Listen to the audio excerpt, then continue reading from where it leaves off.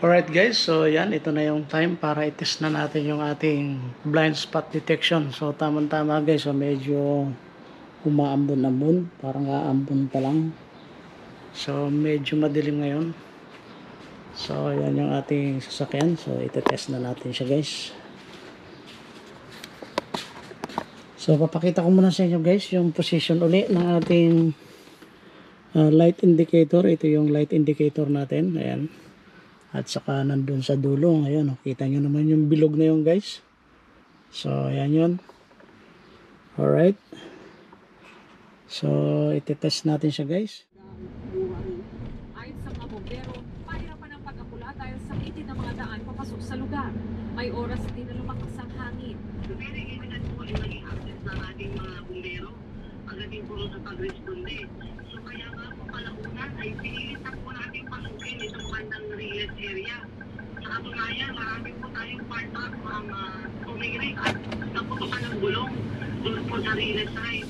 Ang ilang bahay gawa sa light materials kaya mabilis din natupo. Umabot sa ikalawang alarma ang sunog at tuluyang naapulan 9:42 ng umaga. Mga taga rito, nagsasalba na lamang ng mga kahoy ng mga yero na pwede pa nilang magamit. Iniimbestigahan pa ang sanhi ng sunog pagkaman natukoy na ng Bureau of Fire Protection kung saan bahay ito nagsimula. Sa pagtaya ng BFP, aabot sa mahigit 700,000 pesos ang halaga ng nasunog na ari-arian. May ilang nagtamo ng minor injuries pero wala namang nasawi sa sunog.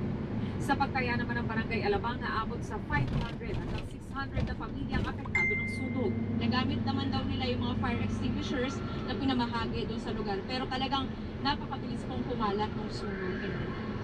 Sa evacuation center sa Pedro E. Diaz High School at Alabang Elementary School dinala ang mga nasunugan.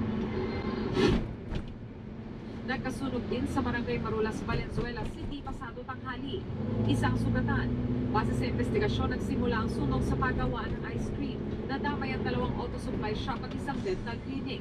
Umabot sa ikalawang alarma ang sunog bago naapula pasado 1:00 ng hapon. Problema sa electrical mula sa mga freezer na gamit sa paggawaan ang isa sa mga tinitingnang pinagmula ng apoy. Pinasisilip na ng Valenzuela City LGU kung may permit ang paggawa ng ice cream.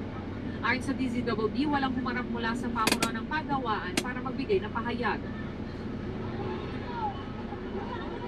Hello guys. Kaya paalala ng BFP sa I-detect ating mga niya yung- kababayan, kapag may sunog, agad pong tumawag sa kanilang hotline para agad silang makaresponde at maagapan pa ang sunog. Iya?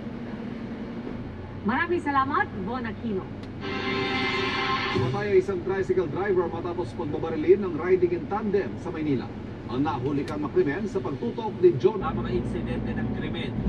Pagka alam po namin ang pangyayari, agad-agad po itinawag po namin ang pangyayari sa MPD dito para po mag-conduct po ng simultaneous dragnet operations.